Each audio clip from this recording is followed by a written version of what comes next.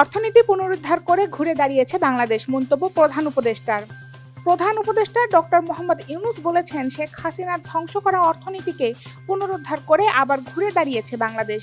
Vatican সিটিতে পোপের প্রতি শ্রদ্ধা জানানোর ফাঁকে ইতালির সংবাদ মাধ্যম রায় নিউজকে দেওয়া এক সাক্ষাৎকারে তিনি এই মন্তব্য করেন। সাক্ষাৎকারে জুলাই অভ্যুত্থান, আওয়ামী লীগের অপশাসন, সংস্কার ও নির্বাচন প্রসঙ্গে কথা বলেন ডক্টর ইউনূস। তিনি বলেন, হাসিনা সরকার প্রায় ১৫০০ মানুষকে হত্যা করে ক্ষমতা ছেড়ে পালিয়ে যায়। সে সময় ছাত্রদের ডাকে দেশের দায়িত্ব নেন তিনি। বজ্রপাতে সারা দেশে স্কুল ছাত্র সহ ১৭ জনের মৃত্যু। দেশের ৭ জেলায় বজ্রপাতে একদিনে স্কুল ছাত্র, কৃষক, কৃষানী সহ ১৭ জনের মৃত্যু হয়েছে। এর মধ্যে কুমিল্লায় ৪ জন, কিশোরগঞ্জে ৩ জন, সুনামগঞ্জে ৩ জন, হবিগঞ্জে ১ জন, নোয়াখালীতে ২ জন, নেত্রকোনায় ২ জন, মৌলভীবাজারে ১ জন, চাঁদপুরে ১ জনের মৃত্যু হয়েছে। সোমবার ২৮ এপ্রিল সকাল থেকে বিকাল পর্যন্ত সারা দেশে কালবৈশাখী ঝড়ের মধ্যে এই দুর্ঘটনা ঘটে। চলতি বছর ঝড় বৃষ্টির মৌসুম শুরু, একদিনে গতকাল সর্বোচ্চ মৃত্যু দেখল বাংলাদেশ।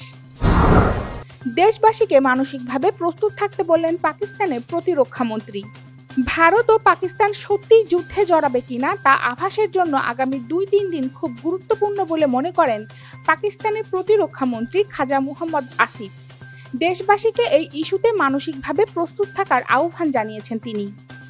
ভারতের জম্মু ও কাশ্মীর রাজ্যের পেহেলগামে সন্ত্রাসী হামলাকে ঘিরে প্রতিবেশী দুই দেশের মধ্যে যে ব্যাপক উত্তেজনা দেখা দিয়েছে তা একসময় যুদ্ধে পর্যবসিত হবে বলে আশঙ্কা করছেন পাক এই প্রতিরক্ষামন্ত্রী।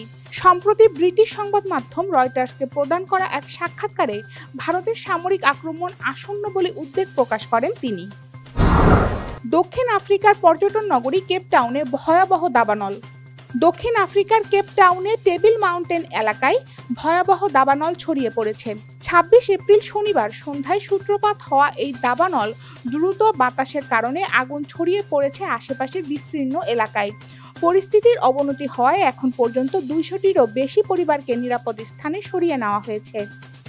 আগুন নিয়ন্ত্রণে আনতে কাজ করছে অন্তত ৪টি হেলিকপ্টার এবং প্রায় ২৫০ জন দমকল কর্মী। দমকল কর্তৃপক্ষ জানিয়েছে, প্রাকৃতিক প্রতিবন্ধকতা ও প্রবল বাতাসের কারণে আগুন নিয়ন্ত্রণে আনতে বেগ পেতে হচ্ছে। দ্বিতীয় দিনে কোনো রান না করে অল আউট জিম্বাবুয়ে। চট্টগ্রাম টেস্টে ৯০ ওভার ব্যাট করে ৯ উইকেটে ২২৭ রান করে প্রথম দিনের খেলা শেষ করেছিল জিম্বাবুয়ে। আজ মঙ্গলবার দ্বিতীয় দিনে শেষ উইকেটে আরও কিছু রান যোগ করার আশায় ব্যাট করতে নামে সফরকারীরা।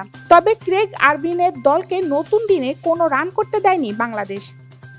দিনের প্রথম বলে ব্লেজিং মুজারানিকে আউট করে দিয়েছে তাইজুল ইসলাম। ফলে প্রথম ইনিংসে ২২৭ রানে অল আউট হলো জিম্বাবুয়ে। ৬০ রানে ৬ উইকেট নিয়ে ইনিংসকে স্মরণীয় করে রাখলেন তাইজুল।